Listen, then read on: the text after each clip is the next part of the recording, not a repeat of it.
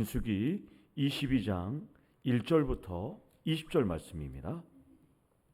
민수기 22장 1절부터 20절까지 말씀입니다.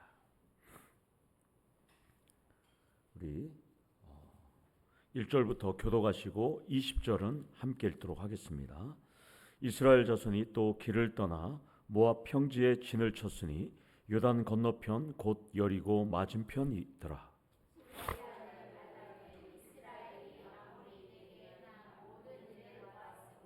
모압이 심히 두려워하였으니 이스라엘 백성이 많음으로 말미암아 모압이 이스라엘 자손 때문에 번민하더라.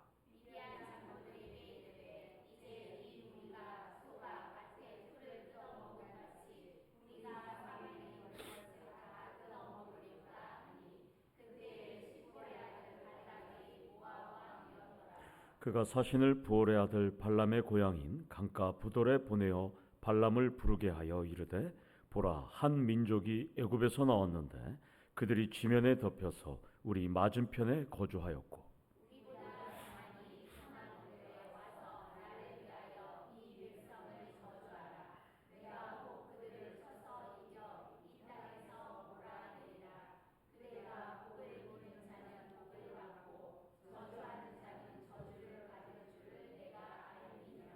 모압 장로들과 미디안 장로들이 손에 복채를 가지고 떠나 발람에게 이르러 발락의 말을 그에게 전하매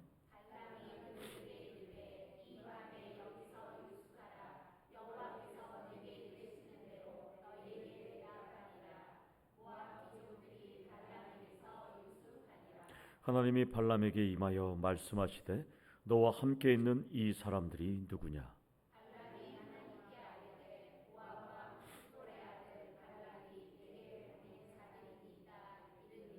보라, 애굽에서 나온 민족이 지면에 덮였으니 이제 와서 나를 위하여 그들을 저주하라. 내가 혹 그들을 쳐서 몰아낼 수 있으리라 하나이다.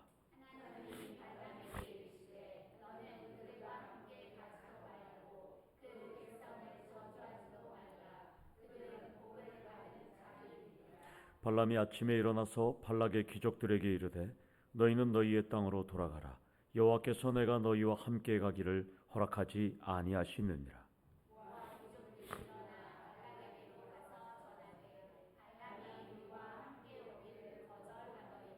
발락이 다시 그들보다 더 높은 고관들을 더 많이 보내매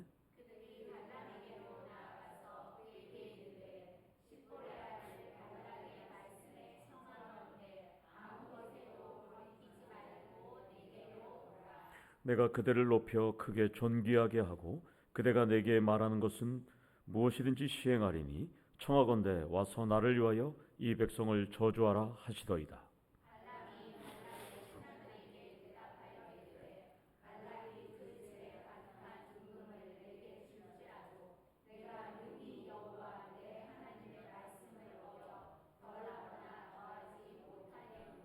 그런즉 이제 너희도 이 밤에 여기서 유숙하라. 여호와께서 내게 무슨 말씀을 더하실는지 알아보리라. 밤에 하나님이 발람에게 임하여 이르시되 그 사람들이 너를 부르러 왔거든 일어나 함께 가라. 그러나 내가 내게 이르는 말만 준행할지니라. 아멘. 우리 옆에 사람 인사하겠습니다. 사랑합니다. 축복합니다. 인사하겠습니다. 축복합니다. 아멘. 수요 예배 때 우리 이경수 권사님이 그 화단에 맨 불이 있냐고, 랜턴이 있냐고. 그래서 제가 오늘 낮에 시원자원 사장님한테 혹시 이게 어디서 왔습니까? 그러니까 본인이 거기다 실험하느라고 이렇게 놔뒀대요. LED 랜턴인데 태양광으로 돼 있어갖고 좋다고 저한테 하나 주면서 목사님 하나 더 있습니다. 하나 더 줬어요. 받아갖고 제가 지금 이렇게 두 개를 꽂아놨어요. 낮에 태양빛 받았다가 어두워지면 이게 밝혀집니다. 그래서 우리 그 시험자원 사장님이 많이 있었는데 거기 이제 화단에 많이 그렇게 놔둔대요. 그래서 그 누가 장난쳐갖고 그렇게 한다 생각하지 마시고 화단에 놔두는 거라고. 그러니까 밤에 보긴 좋은 것 같아요. 이렇게 전기가 안 들어가고 그렇게 될 것 같습니다. 이제 이스라엘의 광야 여정은 막바지에 이르르고 있습니다. 모압 평지까지 왔습니다. 가나안 땅을 지금 마주하고 있습니다. 이제 들어가기만 하면 됩니다. 그런데 한 사람이 죽어야 됩니다. 모세가 죽어야지 들어가게 됩니다. 지금 가나안 땅 앞에서 목전에 지금 진을 치고 있고 가나안 땅을 바라보고 있는데 뒤에는 모압이 지금 막 힘들어하는 거예요. 지금 모압 왕 발락은 가만히 지켜보니까 아모리 왕 시온과 바산 왕 옥이 패배했어요. 그러니까 지금 모압은 지금 막 두근거리는 거예요. 이스라엘 백성들이 그 거대하고 또한 인원도 많은 이스라엘 백성들이 자기 코앞에 앉아 있으니까, 자기 영토에 있으니까 지금 모압 왕 발락은 두려워합니다. 왜냐하면 21장 26절을 보면 우리가 살펴보지는 않았지만 아모리 왕 시온은 모압 왕 발락 전에 전대 왕과 싸워서 이겼습니다. 그리고 그 모압 땅의 땅을 뺏었습니다. 그러니까 모압 왕 발락은 자기 전대 왕이 아모리 왕 시온에게 졌는데 그 시온이 나가 떨어졌으니까 지금 이스라엘만 봐도 두려운 거예요. 그래서 2절에서 3절을 보면 발락이 아모리인에게 행한 모든 일을 보고 심히 두려워했다라고 말씀합니다. 모압이, 여기 보면 모압이라는 얘기는 백성 전체가 번민했다는 뜻이에요. 모압 왕 발락만이 아니라 모압 나라 주민, 이 백성 전체가 지금 심히 두려워하고 번민했다라고 지금 말씀합니다. 이 번민했다, 와야코츠라는 이 히브리어는 밤잠을 설쳐가면서 뜬 눈으로 밤을 샜다, 이런 뜻이에요. 지금 모압의 전 주민들은 국가적으로 비상사태예요. 지금 전쟁이 지금 일어날 것 같은 일촉즉발의 상황이라고 자신들은 생각합니다. 그래서 모압 왕 발락이 신료들 어전회의를 개최하는 거예요. 다 모여서 우리 대책회의를 해야 되겠다라고 하는 것이죠. 그래서 4절에서 6절을 보면 대책회의가 4가지로 진단합니다. 어떤 진단이냐면 우리가 어떻게 해야 이 위기를 탈출할 수 있고 어떻게 해야 우리가 이 문제를 해결할 수 있을까라고 이들은 지금 대책을 내놓는 장면이 4절에서 6절입니다. 첫 번째는 이스라엘에 대한 진단을 내린 결과가 4가지가 나옵니다. 첫 번째, 그들은 인원이 많다. 그리고 그들은 소가 풀을 뜯어먹듯이 우리를 뜯어먹을 것이다 라고 이야기하는 것이죠. 그리고 그들은 우리의 앞에 진을 치고 있다. 세 번째, 이렇게 얘기합니다. 그리고 네 번째는 그들은 우리보다 강하다, 이렇게 말합니다. 여러분들은 이 진단을 어떻게 생각하십니까? 이 네 가지 진단을 여러분들이 봤을 때 어떻게 보면 이 4가지가 참 진단 잘한 것 같고 맞는 것 같아요. 어떻게 보면 잘 분석하고 잘 진단한 것 같은데 한마디로 정의하면 탁상공론입니다. 자기들끼리만 우려하고 진단 내리는 거예요. 핵심에서 완전히 어긋났습니다. 정확하게 진단한 것 같은데 하나님께서는 이스라엘의 형제인 에돔 또한 모압, 암몬은 건들지 말라고 하셨습니다. 그것만 알았으면 얘네들은 이렇게 진단할 필요가 없어요. 이스라엘은 그냥 가는 족속이에요. 자기들하고는 무관한 족속이에요. 다시 말해서 모압은 이스라엘의 정복 대상이 아니었습니다. 신명기 2장 9절에 보면 모압을 괴롭히지 말라. 그와 싸우지도 말라. 그 땅을 내가 내게 기업으로 주지 아니했다. 이렇게 말했습니다. 신명기 2장 19절에 보면 암몬 족속에게 가까이 이르거든 그들도 괴롭히지 말라. 하나님께서 명령하셨어요. 우리가 살펴봤지 않습니까? 에돔 땅을 조금만 가로질러 갈 수 있도록 허락만 해주시면 우리가 혹시 동물이니 사람이든 물을 먹으면 우리가 물값을 주겠습니다. 해하지 않겠습니다. 그러니까 에돔 왕이 안 돼. 그러니까 어쩔 수 없이 이스라엘 백성들 우회했잖아요. 이 모압도 마찬가지고 앞으로 암몬도 마찬가지예요. 건들지만 않으면 되거든요. 그런데 이들은 지금 아무것도 몰라요. 아브라함의 조카의 후손 롯의 후손은 이 모압과 암몬, 그리고 이삭의 아들 큰아들 에서 피를 나눈 형제이기 때문에 하나님께서는 그 땅을 그들에게 기업을 주셨기 때문에, 분배하셨기 때문에 치지 말라고 분명히 명령하셨어요. 그런데도 모압은 이스라엘 백성을 보고 지금 두려워합니다. 그 진영이 우리를 마주하고 있다고 착각했어요. 이스라엘이 지금 모압을 마주하고 있는 것이 아니라 가나안 땅을 이렇게 마주하고 있어요. 그러니까 지금 모압은 등 뒤편에 있어요. 그런데 지금은 얘네들 세 번째는 우리를 마주하고 있다고 착각하고 있습니다. 자, 지금 모압은 어리석습니다. 그러면서 이들은 싸울 생각을 하고 있어요. 모압의 분석과 진단은 완전히 틀렸습니다. 엉터리 분석과 진단을 내놓으니까 대책도 가관입니다. 언발에 오줌 누는 주술의 힘을 지금 빌리려고 합니다. 참 우리 삶과 동일한 것 같아요. 우리도 뭔가 문제가 생기면 아주 고뇌 끝에 결정을 내리고 고뇌 끝에 계획을 내고 대책을 놓지만 이 모압과 같은 일을 할 때가 우리도 상당히 많다는 것이죠. 어리석을 때가 우리도 많다는 것입니다. 5절을 보면 이 대책이 이거예요. 당시 국제적으로 아주 영험하다고 알려진 이 발람 선지자를 모셔와서 이 사람이 이스라엘 백성들에게 저주를 하면 그 다음에 우리가 싸워서 이길 수 있다라고 지금 생각하는 거예요. 분석도 진단도 엉터리고 대책도 처방도 완전히 헛방입니다. 헛방. 그렇다면 모압 왕과 이 모압 전체 국민들은 이렇다고 쳐도 본문 앞에 있는 우리들은 과연 어떤 모습일까요? 어떤 삶일까요? 내 삶은 왜 이렇게 안 풀리는지, 우리 교회는 왜 이렇게 부흥하지 않는지, 도대체 어떻게 하면 부흥이 되는지, 세상의 소리에 귀를 기울이면 모압이 되는 겁니다. 대놓고 용한 무당이나 점쟁이 찾아갈 수는 없잖아요. 그걸 찾아가는 것이 미신이 아니에요. 미신만이 아니에요. 그것만 찾아간다고 해서. 하나님의 분석과 진단은 제껴두고 내 생각과 내 마음대로 살아가는 것이 그게 바로 모압이고 미신인 것입니다. 우리는 이 밤에 하나님께 물으려고 하려고 이 자리에 있는 것입니다. 따라서 본문 말씀에서 첫 번째로 우리가 나눌 것은 우리도 모압과 같은 상황을 만나면 하나님의 분석과 진단이 먼저입니다.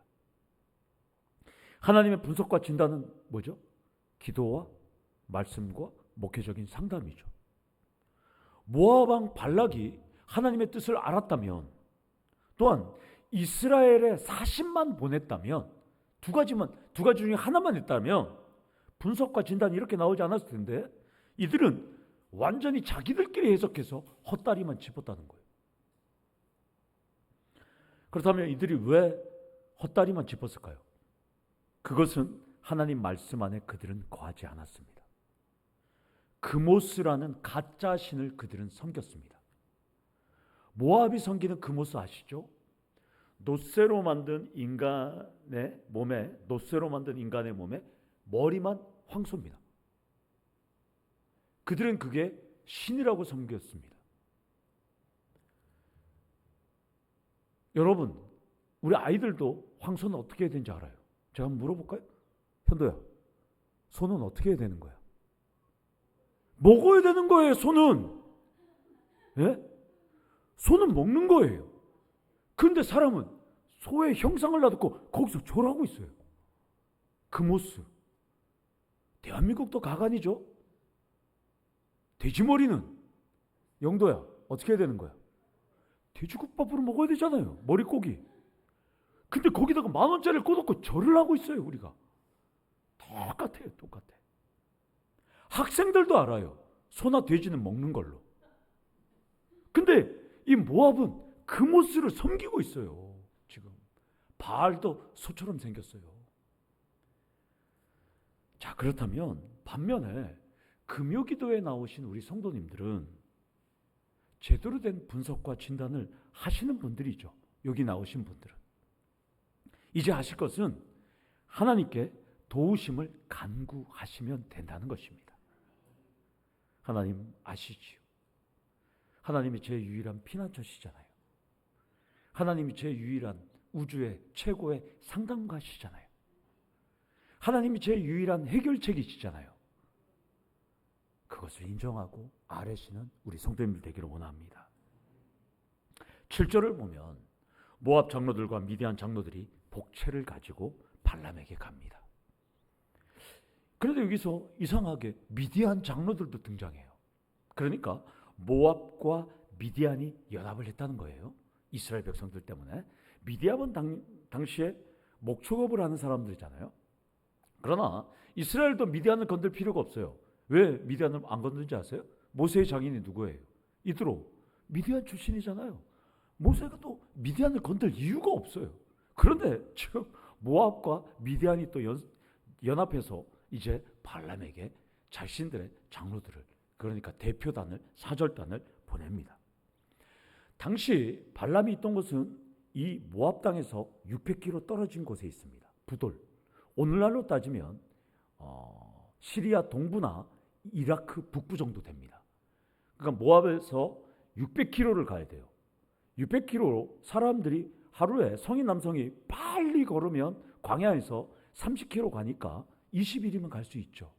그러나 지금 급박한 상황이니까 단봉낙타나 쌍봉낙타를 타고 가는데, 단봉낙타는 사람이 타기가 어려우니까, 단봉낙타야 뭐 하루에도 257km를 가니까 그렇지만, 쌍봉낙타는 물 없이도 거의 17일 동안 457km를 갈 정도로 쌍봉낙타를 타고 갔을 것입니다. 그러면 지금 한 3일에서 5일 내에 빠르게 도착했을 거예요. 지금 급박한 상황이니까 지금 빨리 낙타를 타고 가는 겁니다.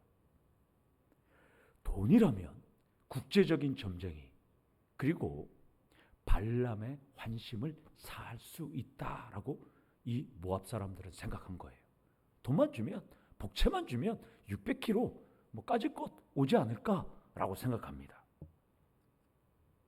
아니다 다를까 발람 집에 딱 도착해서 애굽에서 나온 민족이 있는데 우리 왕이 저주를 부탁합니다. 가시죠 했더니까 발람이 아니다 다를까 오늘 밤에 우리 집에서 유숙하면 내가 섬기는 하나님이 나에게 말씀하니까 내일 아침까지 얘기해 줄게, 이렇게 말합니다.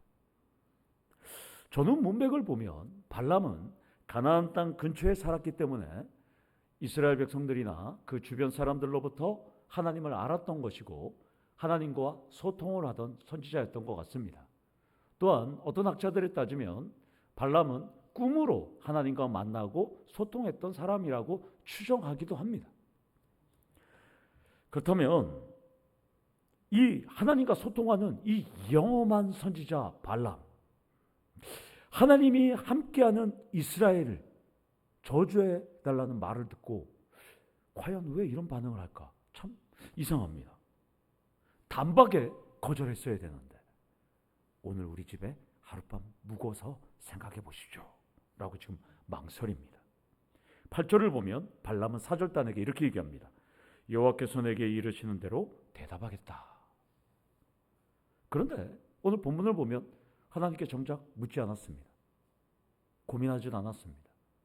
기도하지도 않습니다. 밤새도록 그런 생각을 했겠죠. 내일 갈까? 말까? 계속 고민했겠죠. 그때 9절에 보면 하나님이 발람에게 대화를 거십니다. 너와 함께 있는 이 사람들은 누구냐? 하나님 다 아시는데 이상하게 질문하시죠. 지금 발람에게 아무것도 모르는 것처럼 지금 물어봅니다. 야, 너 이 집에서 지금 사고 있는 낯선 사람들이 누구야? 발람은 지금 갈까 말까를 생각하고 있는데 하나님께서 그렇게 묻습니다. 여기서 우리도 발람의 입장이라면 두 번째로 우리도 동일한 상황을 만나면 망설이지 말고 인격적인 하나님께 질문하시고 기도하셔야 한다는 것입니다. 물론 하나님은 즉시 응답하지 않을 수도 있습니다. 그러나 발람은 여호와께서 내게 이르시는 대로 대답한다고 해놓고 기도도 하지 않았어요. 이것을 보면 발람은 따라 나설 마음이 전혀 없었습니다. 그런데 모든 것을 다 아시는 인격적인 하나님은 이렇게 중요한 상황에 너 왜 기도 안 해? 왜 너 나한테 묻지 않아? 이렇게 물어보지 않고 아무도 모르는 것처럼 인격적으로 지금 질문하고 있다는 것입니다. 그제야 발람은 이제 얘기합니다. 10절에서 11절까지 모압 왕 발락이 저주해달라고 보낸 사절단입니다 라고 이제서야 실토합니다. 본문을 보면 여러분들 유심히 한번 보시면 발람은 투명하지 못한 사람이에요. 깨끗하지 못해요. 무엇이 투명하지 못할까요? 여러분들, 저는 설교를 준비하면서 제가 깨달은 점은 발람은 하나님을 아니까 저주의 대상인 애굽에서 나온 민족이 이스라엘인 줄 알았어요. 그러면 이스라엘이라는 말은 아예 꺼내지도 않고 사절단이 와서 얘기한 그대로 하나님 앞에 얘기합니다. 하나님이 아까 소통했으면 애굽에서 나온 민족이 하나님께서 함께하는 민족인지 발람은 알고 있어요. 그럼에도 불구하고 지금 하나님 지금 온 이 사람들은 애굽에서 나온 민족을 저주하게 해달라고 온 사람들이에요. 이렇게 능청스럽게 하나님 앞에 연기를 하고 있습니다. 이것을 보면 하나님 마음도 몰라서 발람에게 보냈던 모압도 화를 지금 자초하고 있고, 하나님의 뜻을 몰랐던 발람도 복채에 눈이 멀어서 잘못된 선택을 하고 있다고 저자는 지금 우리에게 말씀하고 있습니다. 그렇다면 본문 앞에서 여러분들은 어떤 삶을 살아가고 있을까요? 발락이나 발람과 같이 내 생각이나 내 뜻대로 하나님의 뜻을 해석하는 오류를 우리는 늘 범할 수 있다는 것입니다. 여기서 세 번째로 모든 걸 다 아시는 하나님께 우리는 속이지 말자입니다. 여러분, 인간도 잠시 잠깐은 속일 수 있잖아요. 그러나 바로 들통나거나 시간이 지나면 진실은 금방 다 알게 됩니다. 그런데 발람은 모든 걸 다 아시는 하나님께 기도하지 않았습니다. 하나님이 대화를 비로소 걸어오자 자신의 속내와 속셈은 완전히 감춘 채 이런 일이 있어요 라고 지금 말합니다. 사랑하는 성도 여러분, 금요비전 기도에 나온 여러분들의 마음은 하나님께서 속속들이 다 알고 있습니다. 다 알고 있는데 감출 게 뭐가 있습니까? 다 오픈해서 하나님 앞에 아뢰시기를 원합니다. 발람과 같이 기도하지 않기를 원합니다. 다 하신 하나님 앞에 다 오픈해갖고 여러분 기도하셔야 되는 것이에요. 그러자 12절을 보면 이제 하나님은 발람에게 이렇게 말합니다. 너는 그들과 함께 가지도 말고 그 백성을 저주하지도 말라.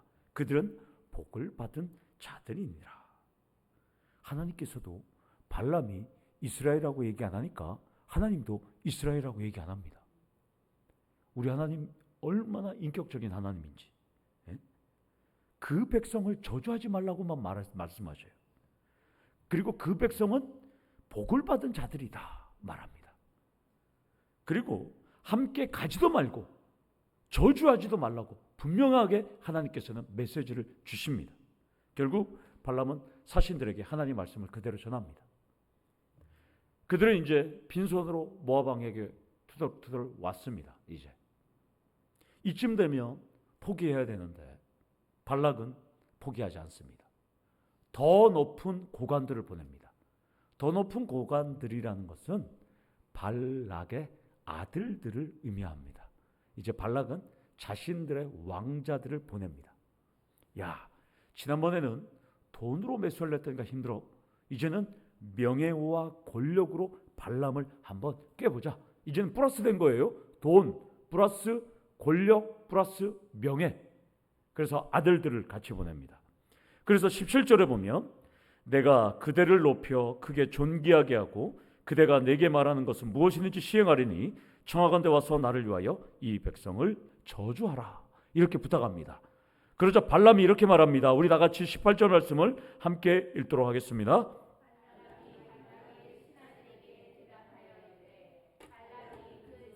가득한 은금을 내게 줄지라도 내가 능히 여호와 내 하나님의 말씀을 어겨 덜하거나 더하지 못하겠노라. 아멘. 하나님께서 말씀하신 것처럼 은금을 다 줘도 나는 하나님께 불순종할 수 없어 라고 단호하게 말합니다. 단호하게 거절하는 것 같은데 끝마무리가 좀 이상합니다. 이렇게만 말하고 너희들 가라 이렇게 하면 되는데 이상합니다. 19절에 보면 그런즉 이제 너희도 이 밤에 여기서 유숙하라. 여호와께서 내게 무슨 말씀을 더하실는지 알아보리라. 발람의 말과 행동이 앞뒤가 맞지 않습니다. 하나님의 말씀은 어길 수는 없지만 혹시 밤에 하나님께서 마음을 변할 수가 있으니까 잠깐 하룻밤만 더 잡아 이렇게 얘기합니다. 그러니까 발람이 어떤 생각을 갖고 있어요? 혹시나 가고 싶은 마음이 굴뚝 같은 거예요. 지금 발람은 말씀 때문에 1차적으로 하나님께서 지난번에 말씀하신 말씀 때문에 거절하는 신용은 보였지만 마음속은 이미 돈, 권력, 명예 다 생각하고 있어요. 지금 모압에 가는 미련을 버리지 못하고 있다는 것입니다. 미련은 깨끗이 잊지 못하고 끌리는 데가 여전히 남아 있다는 한글이죠. 시원섭섭하면서도 공감이 많은 감정이 미련입니다. 미련을 두지 마세요. 유명한 CCM이 있지 않습니까?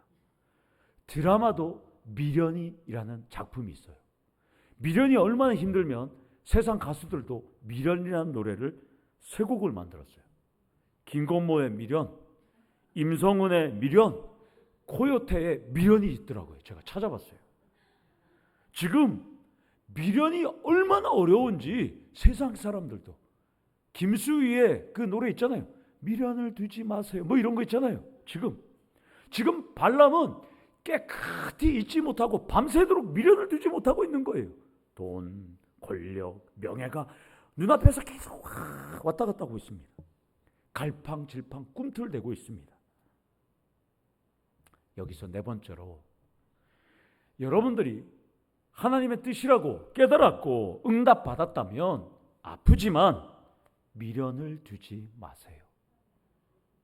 미련을 두지 말아야 한다는 것이에요. 옆에 분들에게 한번 말씀하세요. 미련을 두지 마세요. 미련을 두지 마세요. 이렇게 말은 해도 참 사람들 미련의 중독증이 있어요. 미련의 중독증. 제가 신대원에 입학하기 전에 마지막으로 근무했던 것이 국내 하나밖에 없는 내국인 카지노가 있는 강원도 정선 경찰서의 수사과의 유치장 간수를 했어요. 제가 마지막에. 이렇게 하면 이해가 되죠. 빌립보 감옥의 간수처럼 3교대를 돌아갔는데 강원도 정선은 시골이에요. 골짜기예요. 깡촌에 어제 태백 갔다 오신 분 알아요. 완전히 우리 태백 사신 분들 알지. 태백보다 더 깡촌이 정선이에요. 정선. 산골. 6.25 때 전쟁도 난지도 모르는 동네가 거기 있어요. 6.25 때. 그럴 정도로. 그런데 여기 카지노가 있으니까 이 정선소 수사과 유치장에 손님들이 많습니다. 먹어주고 재워주고 이따가 뭐 하는 분들. 그런데 어느 날 제가 근무한 날에 여성분이 한 분이 들어오셨는데 주민등록법 위반으로 들어오셨는데 이분이 자꾸 저한테 말을 걸어와요. 제가 1시간만 풀어주면 저 카지노에 가서 대박을 터뜨릴 수 있다고. 제가 어떻게 생각하겠어요? 아직도 정신이 없구나. 여전히 그냥 그 카지노의 도박에 중독이 돼갖고. 왜 주민등록법을 위반한 줄 아세요? 내국인 카지노는 들어가지 못하는 날이 있어요. 중독 때문에. 요즘도 많이 바뀌었지만 만약에 30일이면 20일, 25일만 들어갈 수가 있어요. 5일은 절대 못 들어가요. 중독 때문에. 요즘은 더 바뀌었더라고요. 그런데 이 사람은 들어가고 싶으니까 남의 주민등록증 갖고 들어갔다가 잡혀갖고 들어온 거예요. 중독이에요. 중독. 여러분들. 미련을 넘어서 중독에 빠져 있는 거예요. 중독에. 여러분들. 아담과 하도 미련을 뒀잖아요. 선악과 미련. 여러분들. 아브라함도 미련을 뒀잖아요. 하갈에게 들어가면 아들이 생긴다. 수많은 믿음의 선배들이 이 미련 때문에 다 무너졌습니다. 사랑하는 성도 여러분, 이 밤에 미련을 두지 마시기를 원합니다. 발람은 안 되는 줄 알면서도 미련을 못 버렸어요. 사랑하는 성도 여러분, 아파도 사랑하지 않으면 과감하게 발로 뻥 차세요. 여러분들, 발람은 안 되는 줄 알면서도 미련을 버리지 못하고, 그래 오늘 밤에 한번 두고 보자. 그러자 20절에 하나님이 임하십니다. 발람이 기도했는지, 또한 잠을 잘 때 임했는지, 꿈을 꿨을 때 임했는지는 알 수는 없어요. 그런데 여러분들, 오늘 이 본문에서 한번 유심히 한번 보세요. 성경을 아무리 눈 쏟고 찾아봐도 모세처럼 발람이 엎드렸다는 내용은 없습니다. 없어요. 지금 하나님은 발람의 부패한 탐심, 탐욕의 마음을 꿰뚫어 보시고, 그래 너 일어나 함께 가, 이렇게 명령합니다. 갑자기 묻지도 않아요. 너 일어나 함께 가, 이렇게 말합니다. 이게 어떤 느낌인지 아세요? 마치 사춘기 아들이 부모에게 막 요구를 할 때 부모가 들어주는 거랑 똑같은 느낌이에요. 지금 예? 제가 아는 어떤 부모들이 그래요. 공부는 안 하고 맨날 친구들과 놀러 다니다가, 엄마 서울에 공연이 있어, 티켓 끊어줘요, 용돈 주세요. 그러니까 엄마가, 야 네 마음대로 해라, 이거예요. 지금 하나님도 발람 네 마음대로 해라, 가라, 이렇게 말합니다. 그런데 하나님께서 조건을 걸어요. 20절에 보면, 그러나 내가 내게 이르는 말만 준행할지니라. 하나님의 뜻과 계획이 분명히 있습니다. 본문은 발람의 표정을 그리진 않지만 발람은 미소가 생겼을 거예요. 와, 좋다, 나 돈 벌었다, 나 권력, 야, 난 국제적인 선지자야, 마음으로 가겠죠. 그러나 이것은 응답이 아닙니다. 발람은 오늘 설교 제목처럼 거절과 욕망 사이에서 하나님 말씀에 순종하지 않고 거절했어야 했는데, 순종하고 거절했어야 되는데 불순종하고 욕망을 붙드는 과오를 범했다는 것입니다. 그렇다면 왜 이렇게 발람 이야기를 자세하게 기록할까요? 무려 20장, 21장, 22장 성경에서 이렇게 자세하게 기록하는 것은 거의 없습니다. 아주 자세하게 기록합니다. 무려 이스라엘 백성들은 등장하지도 않습니다. 주인공인. 제가 설교를 준비하면서 왜 이렇게 자세하게 기록했을까 유심히 생각했어요. 저의 깨달음은 우리 삶도 내가 알지 못하는 순간에서 이렇게 계략과 모략이 일어난다는 것입니다. 그러나 그때도 하나님은 일하고 계시다는 것입니다. 그래서 제가 맞다, 지금 이스라엘 백성들은 모압의 계략과 계책을 모릅니다. 그러나 하나님은 지금 1차적으로 한번 막아주셨잖아요. 2차적으로도 발람에게 내가 아뢰는 말만, 알려주는 말만 하라고 지금 하나님께서는 막아줍니다. 똑같습니다.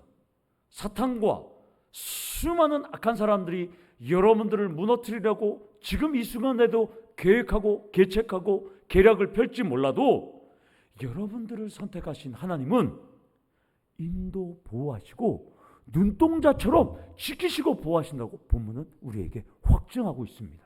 아멘이십니까? 따라서 다섯 번째로, 내가 알지도 못하는 상황 속에서도 하나님은 일하시고 악한 세력에게서도 최악의 상황 속에서도 보호하심을 믿고 여러분들은 기도하셔야 한다는 것입니다. 22장에서 24장까지 발람과 발락의 이야기만 자세하게 지금 나오고 있습니다. 이 이야기가 나오는 내내 이스라엘은 무엇을 하는지 저자는 그리지도 않습니다. 이스라엘은 여전히 가나안 땅만 바라보고 있습니다. 그러나 우리 하나님은 이스라엘의 등 뒤에 칼을 꽂으려는 이 모압 왕 발락과 또한 저주하려는 이 발람, 하나님은 철저하게 보호하시고 이스라엘을 위해서 일하고 계시다는 것입니다. 사랑하는 성도 여러분, 본문은 여러분들을 지키시고 일하시고 여러분들을 선한 길로 인도하시는 하나님임을 우리에게 약속하고 있습니다. 이 밤에 나를 위해 일하시고 나를 위해 보호하시고 인도하시는 하나님만 믿고 기도하기를 원합니다. 오늘 우리 박성희 권사님도 오늘 봤는데 우리 교회를 일하시는 하나님, 저는 아까 30분 전에 만났어요. 우리 교회를 위해서 일하시는 하나님을. 교회에서 우리 자꾸 지하실에 물이 들어와서, 지난번에 장로님 전화해서 누수 탐지하는 사람이 왔는데 누수가 안 일어난다는 거예요. 근데 제가 매주 물을 퍼내요. 2바켓 반씩 물이. 그래서 제가 늘 기도하죠. 하나님이 물이 아니라 유전이 나오도록 해주십시오. 이걸 기름으로 팔면 우리 교회 멋지게 건축하는데 도저히 안 돼갖고 오늘도 아침에 2바켓 반을 퍼고 시에다 전화했어요. 우리 지하실에서 자꾸 물이 나오는데 아무래도 시의 상수도에서 문제가 있는 것 같아. 사람을 좀 보내달라고. 그러니까 오늘 오후 3시에 온다는 거예요.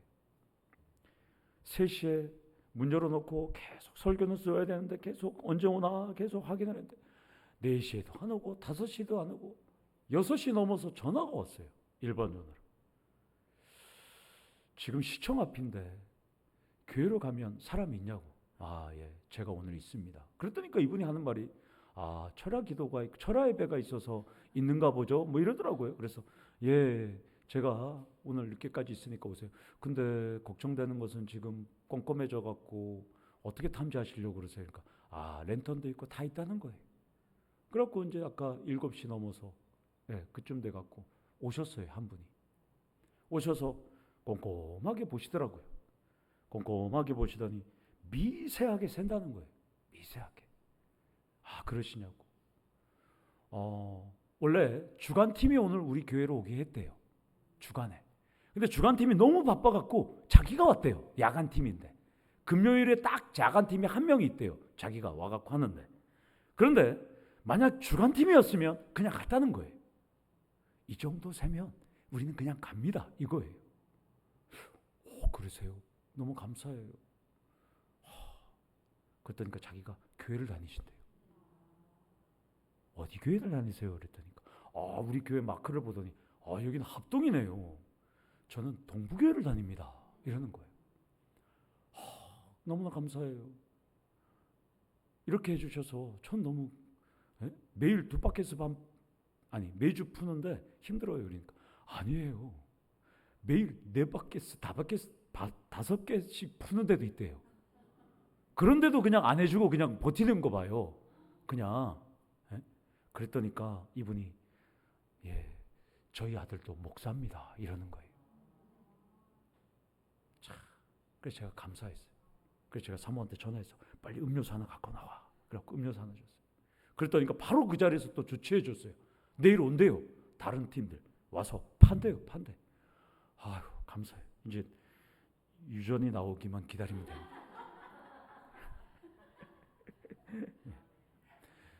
사랑하는 성도 여러분, 하나님은 우리가 알지 못하는 순간에도 일을 하십니다. 모압과 발람의 계략에도 우리 하나님은 이스라엘을 지켜주셨습니다. 이 밤에 여러분들을 지키시고 보호하시는 하나님께 모든 것을 맡기고 응답받기를 원합니다. 제가 이제 새생명 축제니까 계속 새생명 축제 타겟을 만들어서 지금 설교를 하게 될 텐데 모든 것이 결론이 기승전 새생명 축제 이렇게 될 겁니다. 하나님은 우리 교회의 부흥과 성장 모든 것 움켜쥐고 계십니다. 이제 하나님께서 놓아주시면 되는 것이에요. 여러분들. 은혜가 아니면 설명되지 않는 분들이 너무나 많다는 것이죠. 이 밤에 기도하시면서 하나님의 손을 움켜쥐기를 원합니다. 하나님은 여러분들이 알지 못할 때도 일하시는 하나님인데 하물며 우리가 기도하면 하나님께서는 들어주시고 응답하신다는 것입니다. 이 밤에 피난처 되시는 우리 하나님께 모든 것을 맡기시고 기도하시는 우리 성도님들 되기를 간절히 축원합니다. 다 같이 기도하시겠습니다. 아버지 하나님, 부족한 우리 하나님 인도하여 주시고 우리가 알지 못하는 순간에도 하나님께서는 일하시고 우리를 이끌어 주심을 우리는 믿습니다. 아버지 하나님, 이 밤에 우리는 하나님 앞에 모든 것을 오픈하고 내려놓고 기도할 겁니다. 아버지 하나님, 응답하여 주시옵소서. 하나님의 일하심을 입증하여 주시옵소서. 우리 교회 부흥과 성장을 허락하여 주시옵소서. 예수님의 이름으로 기도드리옵나이다. 아멘.